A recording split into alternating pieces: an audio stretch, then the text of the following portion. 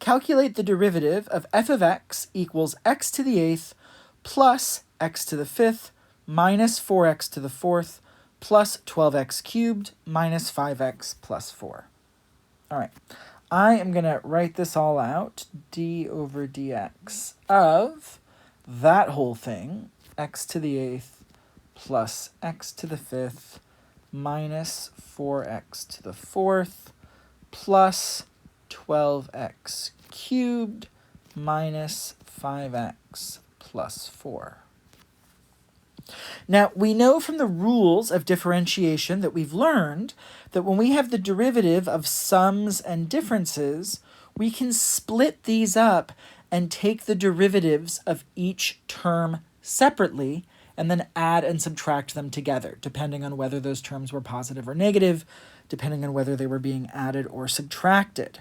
So we can differentiate each term on its own, and we can use the power rule here. The derivative of x to the 8th, remember the exponent goes out front, 8, and then the exponent gets subtracted by 1. So this becomes 8x to the 7th, and then we use the rule that the sum of derivatives is, the derivative of a sum is the sum of the derivatives. So the next term we've got 5x to the 4th, and then minus. Now here, remember we have a rule that says that the derivative of a constant times a function is just the constant, which is 4, times the derivative of the function. The derivative of x to the 4th, using the power rule, is 4x cubed. So we've got that.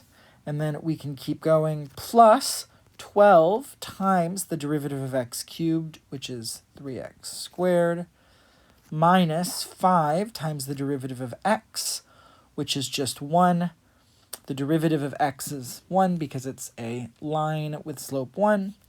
And then plus the derivative of a constant is 0, so we're good there. And then we just need to go through and multiply any products that are in there. The first two terms stay exactly like they are. They are already simplified. And then here, 4 times 4 is 16, so that's going to be minus 16x cubed. And then 12 times 3 is 36, so that's plus 36x squared. Minus 5 times 1 is 5. And we do not need that 0, because adding 0 to a function does not change it.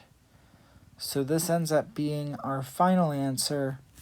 And we eventually want to get to the point where we're comfortable enough with these rules that we can do all of this in our head in one step.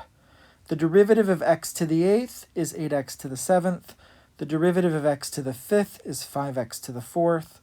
Then for the next one, the derivative of x to the 4th is 4x cubed, but when we multiply that by 4, that gives us 16x cubed, and of course it's being subtracted.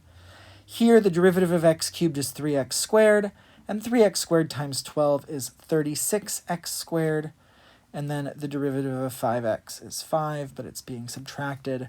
So with enough practice, we want to get to the point where we don't have to write out this middle. It's fine if you're writing out the middle for now.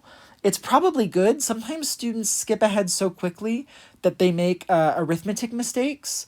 It's less likely that you'll make an arithmetic mistake if you go through things more slowly and carefully. So totally fine, if not great, if you're writing out that middle step as you're getting used to it. But eventually, we don't want to have to write out every single little calculation we're doing. So the goal is to get to this point in one step.